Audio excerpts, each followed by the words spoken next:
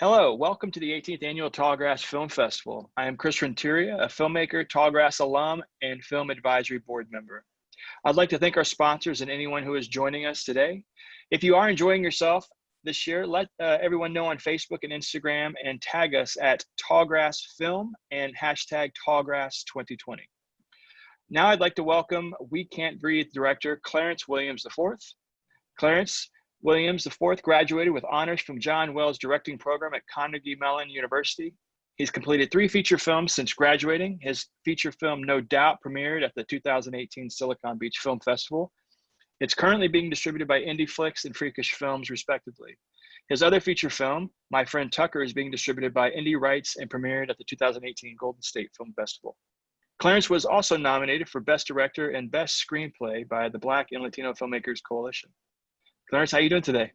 Doing very great. How are you? We're doing great. Thank you for your film. Thank you for the hard work and energy and everything you put into it, and for letting it out to the world so we could all see it. Where did you get the idea for the film? So this was, I always say that this is like my most personal film that I've made. So the inspiration came from, it's actually a combination of things, but I guess you could say the tipping point, or what really set me off, was the murder of George Floyd. Mm-hmm. And, just the dynamics of what happened, how, the officer had their knee on his neck and he's saying over and over, he can't breathe. And, it reminded me of the incident that happened a few years back with Eric Garner, a similar thing, saying I can't breathe. And there's, countless other, African-American males and females, unfortunately, that go through, police brutality, who have their lives taken simply because of the color of their skin. So, and even with me personally, when I was a teenager, when I was 18 years old, I was actually walking home, just walking home from the drugstore. I entered my house through the back door, and, a couple minutes later, there's police banging on my door. And, I was at home alone at the time. So I was like calling my parents. I'm like, what do I do? Do I open the door? So they finally said, open the door cautiously, see what's going on. So I did. And they're saying, do you live here? And I'm like, yeah, I've been here for 18 years. I was, this is the house I was, raised in, born in, all that. So they were like, oh, well, we had a call that there was a young black male who was breaking into houses. Mm-hmm. So, and this was, mind you, there was about 5 police officers who had their guns drawn and everything. And keep in mind, I just literally just entered my house. So I didn't do anything, out of the ordinary. I just entered it the way I would normally enter it. So, luckily that situation didn't escalate. And, I'm still here, obviously, but it was something that had always stuck with me. Just the fact that because of the color of my skin, I have to be on guard. I have to be extra cautious. So that was kind of, all of those things together is kind of what fueled me to write We Can't Breathe. And I kind of wrote it. It actually took me about 45 minutes to write, because I was just kind of fired up and just, wrote it all down. And then we were shooting a few weeks after that. So all of those kind of situations, personal as well as what you've seen and heard on in the news and on TV, is what kind of motivated this project. Right on. Yeah, you were really lasered in with the dialogue, and I'm curious, like, what is your real world experience with, like, I felt like you just were really, it was just, you knew so much about both of the arguments. Like, it was just written so well. Like, has that been your experience, like, with personal relationships and, like, people arguing, like, the other side of, like your character, how she was arguing that people would just, like, talk a certain way, and like, is that, like, how prevalent is that, like, in your life? Is that what inspired you also? So, a little bit. So actually, so fortunately enough, I haven't really had too many, head-on debates about, the Black Lives Matter and, the All Lives Matter versus Black Lives Matter debate. But I guess for me, I do a lot of research and I listen. And of course, Facebook, social media, you see a lot of the other side, people saying, well, he had it coming and all lives matter. It shouldn't be Black Lives Matter. And, people that don't quite understand what's going on. But what I wanted to do is I wanted to, because my personal style, I'm like a dialogue guy. I love dialogue-driven projects. I love character-driven pieces. I have a theater background, so I think that's also what kind of fuels my love of dialogue and kind of debates. So with the subject matter like this, I didn't want to make it one-sided. I didn't want to just say, this is the right side and that's that. I wanted to, take my time and also explore the other side as well. Because even though me personally, I don't agree with that, I can't just write it off completely without at least hearing them out and trying to understand why they feel the way they do. So that was the motivation for why I had, the two opposing viewpoints, because I wanted this to be a fair fight. So I wanted to kind of, show the audience both sides of the argument. And then from there, people can, decide whether they agree with it or not. And actually, I've had some people reach out to me that have seen it who are on the other side, who do believe more so all lives matter and don't necessarily understand the severity of what happened to George Floyd. And they are, so it's interesting to get, both sides. And they were telling me, that I definitely agree with what she was saying. And, that this is the idea that I think more people should believe in and listen to. So it's definitely loaded. This subject matter is very loaded, and that's why I kind of wanted to tackle it, because I know it'll provoke a lot of discussion. So yeah, it definitely has that, and I'm curious, like I love that you're like responding back and forth to people and having those conversations, because I feel like what I see is a lot, especially on social media, we kind of get stuck in our own corners, and exactly. I don't think that conversation actually is going to happen. And so, like, how do you have people have those conversations like without getting so upset? And sometimes deservedly, like, it is upsetting, but I think, but I thought that the main character, how he was so patiently listening to her and just letting her talk was also very telling, because like that seems to be like a lot of the position that people who are from oppressed communities or like stuck in these situations are like having to assume that position of like letting the other side, having to hear them out and speak, exactly. As opposed to just like, because it's, I don't know. I mean, for me, it's a pretty cut and dry at the end of the day. Like, I mean, what's going on? I mean, the debate about it, you can have whatever, but you see it, And so I think that, do you feel like there's a positive angle to like letting people have those conversations and letting them kind of discuss and speak their mind, whether they are all lives matter or pro police or whatever it is, or at what point does it just have to like just be like, no, like this is not what's happening? I mean, I think the unfortunate thing about, situations like this, we'll never be 100% in agreement when it comes to this matter. There's always going to be the all lives matter, blue lives matter. There's always going to be people that don't believe in Black Lives Matter, that, call it a terrorist group. You just hear a lot of kind of absurd and kind of crazy things, because I think a lot of people are afraid to learn about it. They're afraid to understand. And that's why there also is the argument in the film about all lives matter versus Black Lives Matter. And the whole idea with that is, all lives can't matter until Black lives matter. So, I think a lot of people not a lot of people, but people that support the other side don't necessarily see that. So I feel like when it comes to this type of subject matter, it's hard to kind of decipher what is, what's important or valuable, because at the same time, you don't want to undercut someone else's opinion, right. But on the other hand, it's kind of like it's a little bit of frustration. Like, you don't see the problem with killing somebody because of the color of their skin, or stopping somebody that isn't doing anything because you think they look suspicious, right? Because of the color of their skin. So, yeah, it's very tricky. But this is also a topic that I'm not afraid of. That's why I wanted to, write this and get this out there. Because one of the things people are saying, I get a lot, is like, this is very timely. This is very relevant. And that's exactly what I wanted to do. Because like this is, unfortunately, even after I shot We Can't Breathe, you had the situation with Jacob Blake. So things are still happening even after the film has been released. So it just goes to show you, like, this isn't going away, unfortunately. Yeah, you're right. Unfortunately, it's still relevant, after, even you mentioned Eric Garner, like going back, 7 years ago, it's still, I mean, go way back. So I thought it was interesting also, like you just hit some really important points of the argument of like your perception, of what is the reality to race, like is all about like your lived experiences and like who actually sheltered you and brought you up, and like how you see that. And I feel like that is like such a key component of people Uh, why, and this is not a filmmaking question, but I'm curious, like in that conversation, why do you think it's harder for people to just let that go in the conversation? Like, it, just like a bad apple or a few bad police, like they don't understand, like this is like there's a systematic thing there, right? And so like growing up, even in a white community or even a non-black community, or however you want to say, like I have friends that say like, like when they get up in the morning, like that, like the skin, that's their uniform. Like they go out, like you can't, there's no taking it off. You can't disappear. So when you go out of the house, like this is something you deal with constantly.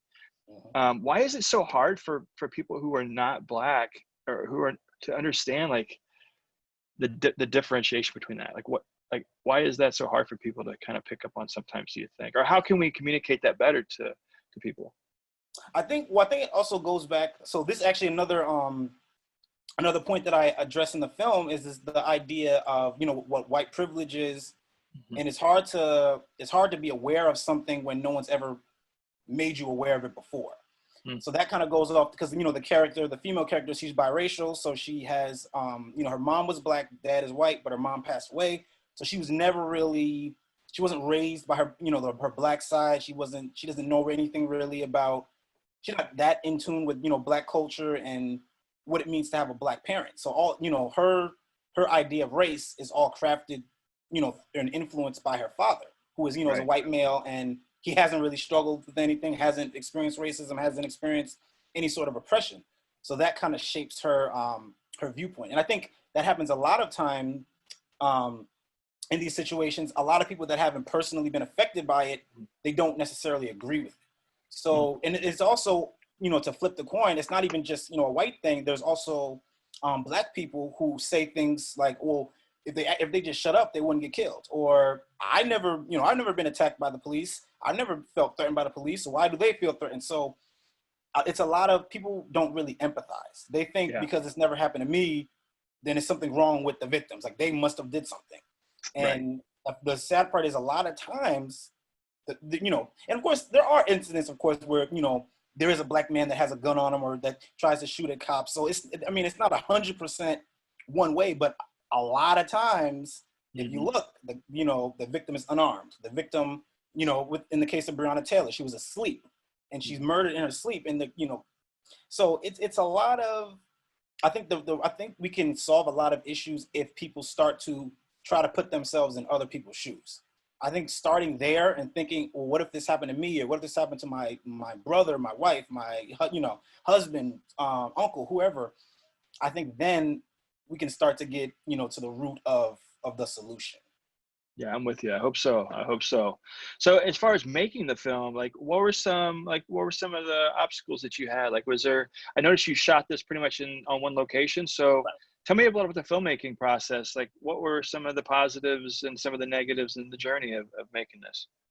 Absolutely. So the film is actually, so I have a mentor who's he's like a second father to me. He took me in under his wing when I moved to LA. So we actually filmed at his place, his apartment. So, he's always been a supporter of my projects, my work. So when I told him, is it okay if we shoot? Because, of course, during COVID time, a lot of people aren't so thrilled to let you come and shoot. So he was very much like, yeah, it's no problem. Just, just don't destroy anything. But yeah, you guys can film there. So in terms of the location, that was very kind of an easy, feasible, point of filming. So the location was good. And then in terms of acting, the actress who plays Angie, she's someone that, I've worked with on other projects, and she's actually biracial in real life. So she, reading the material, she could actually, understood some of the components and could relate to some of it, which was, even better, because I really want people to be able to, it's always great when an actor can relate to the material. And then same thing on my lead actor who played Cam. He also could relate to the material and was very excited to kind of just get out there. And I think a lot of times too, we shot this, of course, back in June. So during the COVID, it was a safe set, very small. We had masks and everything, but it was just, for them, they were excited to kind of just get back out there and, get in front of a camera and act. So, it was actually, honestly, even though the subject matter is very heavy and, kind of depressing, it wasn't a depressing shoot. So everyone was, during the breaks, we weren't living in the depression and living in the kind of sad vibes. We were, you know, it was a happy set. Everyone was kind of just working together to make this happen. And of course, the way it's written, as you saw, it's one location. And what I really wanted to do was I wanted something realistic. So I feel like I want people to watch this and feel like they're really watching a couple kind of just in the room. Because, you know, that's what happens a lot of times. You know, you're with your significant other, you know, watching TV, or you're just, you know, sitting on the couch and you guys are having a conversation, and maybe sometimes it gets a little heated. And, you know, you share your opinion, they share theirs, and sometimes you don't agree. Sometimes you do agree, and sometimes it just ends like, you know, I need to cool off. I need to leave right now. So it's definitely a small scale, minimalist project, but I think for a project like this, it was more about what is said. So that's why it is dialogue driven. That's why, you know, not a lot happens, but I feel like the viewpoints and the issues that they're discussing are important. So I think that's why I decided to write it the way it is and shoot it the way it is. Kind of almost like as a play in a sense, for sure. Kind of just two individuals going back and forth. Yeah, I felt that. And the dialogue itself in your writing, like you definitely went on a journey, even though you were in one room. Like they definitely, like you traveled a lot, especially in their stories. Yeah, no, it was very well done.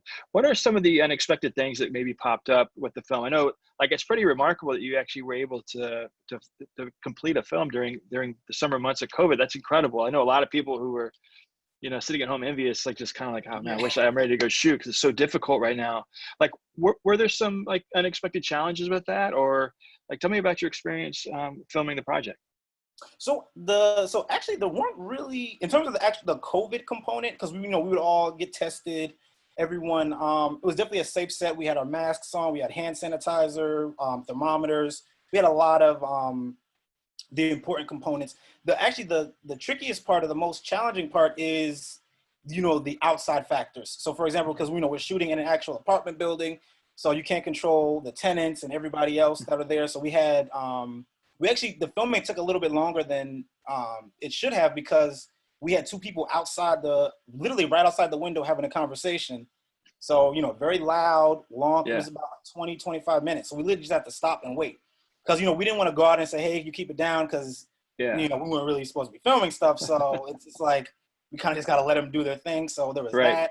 Then there was a locksmith. Somebody was like down there drilling, fixing one of the locks in the middle of the take. So we're just like, oh, great, man. And then there was true indie. Yeah, no, exactly. It was true indie. So we were just literally, everyone just kind of sitting there, just like looking at each other, like, oh my God, when are they going to stop? That's terrific. And then finally, they stopped. So, okay, let's go, shoot it. So I think that was the most challenging part. It's just like the outside factors, the people, the noises, and just making sure we got nice, clean audio. Right on. So tell me some other things about the film. So I mentioned earlier, like I love the theater background. Now that you talked to me and told me more about it, I understand now kind of like the setup and like how you wrote this and like how you shot it. Like the one room also, like you were telling me earlier, like that also like really kind of played in as a character, right? Like into your idea of the film. Tell me about that. Right. So it's kind of like the room is a character in and of itself, because it's, you know, an enclosed space. They don't really, I mean, they can leave, but at the same time, it's like, how can you leave without at least hearing, you know, what the other character has to say? And it kind of, what you had mentioned before, how the Cam character, he's very patient with her at first. And throughout the whole thing, he's pretty patient until she starts saying some things that kind of get to him.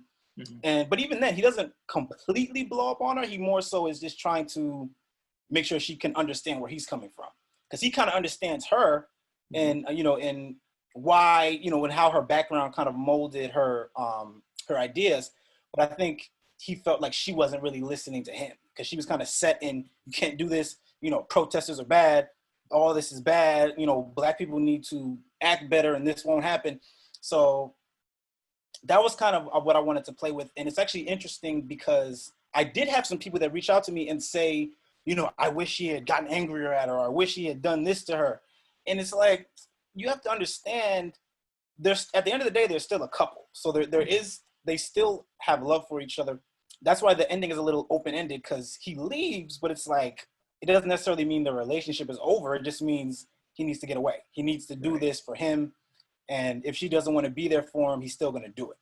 So there were some people that were kind of like, oh, I didn't like her, or I didn't like what she was saying, got me so mad. But then at the same time, like I mentioned, there's people like, I understood her, and why didn't he understand? So that's what I like, though. I like that it's not just one opinion of it. There's some people that didn't like it. There's people that really liked it. There's people that related to it. So I'm just getting a whole bunch of response. I feel like a lot of response is better than nothing. So I really like the people that are affected by it in some way. That's great. Yeah, response, like having that dialogue spurred on because of something that they watch, especially something that's just over 10 minutes long. Like, and people are like, I could see people, you know, watching this film and then like going out afterwards for a drink or getting dinner and like just still continuing that conversation over the table. Like, agree or disagree, you could see it continuing on. What's something else that you're most proud about in this film? So I think I think I'm just proud because of, you know, the response. Like we've gotten into a lot of film festivals. We actually just won an award at this festival called the Moving Parts Festival for Best Social Justice Film. So this film is actually, like, more so than any of my other projects, is in terms of like the festivals, the award nominations, just the response to it has been just really, you know, really great for me as a filmmaker, because, you know, you always try to make something that hopefully can speak to somebody. So the fact that this is really, you know, hitting home for some people, and also there's some people that reached out to me that weren't familiar with Black Lives Matter, and it actually made them understand the movement more and understand why all this is going on. So I feel like even the movie kind of educates people in a sense too. So I just am really, you know, for me as a filmmaker, it's kind of really an awesome feeling to create something. Because of course, you don't know when you make a film what's going to happen, if people are going to like it, not like it, is it going to go anywhere? So all I knew is that I had to get this out. Like, it was just something in me that I just had to write. And, you know, for better or for worse, I had to just produce this, write it, direct it, get it out there. But now that it's out and seeing, you know, people reaching out to me saying, I really enjoyed this, it really spoke to me, it was powerful, or I really have a better understanding of what's going on. Or even some people say, I really like how you covered both sides. It didn't feel like a biased project, despite, you know, your own personal beliefs. Because, you know, despite how I personally feel, you know, I'm, of course, a Black Lives Matter supporter. I'm, you know, as a Black male, I care, and you know, that could have been me. So my viewpoint is this stuff shouldn't be happening.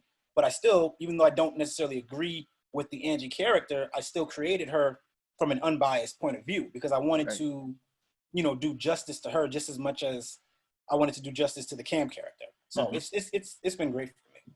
That's great. What's something that you like to give to your audience, whether they are on a pro or con side or either side of the characters? Like, what's one thing that you definitely want them to walk away, whether they can agree or disagree on the topic? Like, what's one thing you would want them to part with? I think I just want them to part with I want them to acknowledge that there is systemic racism, that there is a very noticeable difference in how, you know, a Black person is treated versus how a white person is treated. Because there's and actually another thing that was kind of ironic was in the script, in the film, the Cam character talks about how, you know, a white guy can go on a killing spree, but he's captured alive by the police and given a cold water bottle as he waits to be taken to the station. Now, of course, what happened recently with the teenager, the white teenager that killed 2 people during the protest, he was given bottled water, and he was given these things. And this happened after I wrote the you know, the script. So what I was referring to was the whole the murder that if you're familiar with Dylan Roof, the guy who went into the church, the white kid went into the church, killed all of the Black churchgoers. I was actually referring to him because he was captured and they took him to Burger King, gave him water, and he had just murdered, it was like 9 people, something like that. So that's just ridiculous to me. But the fact that it happened again after this film was released, it goes to show, like, this stuff it's not changing. So I think what I really want people to take away from this is just an understanding, or at least an acknowledgement, that there's a difference in how, you know, people of a certain race or a certain look are treated. And that also want an acknowledgement that racism exists. Because some people say, oh, it's not here anymore, or it's all an illusion, but it's like, no, it's still alive and well. And unfortunately too, I don't think it's going anywhere anytime soon. Yeah, all very powerful stuff. I don't think you could said it any clearer, and it makes complete sense, especially after seeing this film. Like what an issue it is continually. What's yeah, and I hope this thing runs too. I hope it keeps running and running for you. I know you've had a lot of success up front with it, but I hope it continues to tour, and then you find that distribution for it Thank you. down the road. What are you working on next? Like what's up next for you? I mean, this one you worked through pretty quick. You working on anything longer form or? So I have, well, actually, funny enough, I actually just completed I did another short. It's a drama. It's actually about, I actually went, so we Can't Breathe is a part of like a series of shorts Oh, that terrific. that I wrote. I wrote some of them, and then also my wife, she wrote a few scripts as well. But I'm directing all of them. So they're about, very serious issues. So I just did one about consent. So it's about a young woman who, she gets into like a disagreement with her boyfriend. They're kind of talking about getting back together, but she's more like, this isn't going to work. And then he does something to her, or tries to do something to her. And it's a piece about, rape culture and the importance of consent, and how, no, it doesn't matter what's happening. If somebody says no or stop, you need to respect that. So this is a piece about how that kind of transpires. So I wanted to do, because I think that's a very important issue. And I think it's something that a lot of people can relate to, unfortunately. So I actually just, we shot that one on September 23rd. So I took about probably 2 days, a day or 2 days to edit it. So it's actually all finished. So we're submitting that right now to some festivals. And then Wow. I'm getting ready to shoot another short, but it's about a young man who comes out as bisexual. Hmm. So I wanted to, kind of, because that's another area that not a lot of people talk about. People say that it's, being bisexual isn't real, but I have a lot of friends who are, bisexual, who associate with that. And I kind of wanted to kind of put their stories out and kind of honor them. Because I believe, I'm an ally of the LGBTQ, and I want to, kind of just get that story out there. So I have those things, and I do have a few features as well in development, but COVID is just slowing down a lot of stuff. That's some amazing stuff coming up for you. I'm really excited. I can't wait to see more of what you've done and what's coming up in the future here. Thank And you. thank you very much for all your time and for giving us this project for this festival. It's been really Oh, terrific absolutely. to see. Thank you. Thank you And for I this wish you the best of opportunity. luck. And thank you to everyone joining us today. Is there a Instagram or something where people can find you, Clarence, if they want to reach out? Yes. So I'm available on Instagram. It's at C4. So the letter C, and then the number 4. Terrific. Thank you all again for coming out. We appreciate it, and we hope to see you soon. Thank you.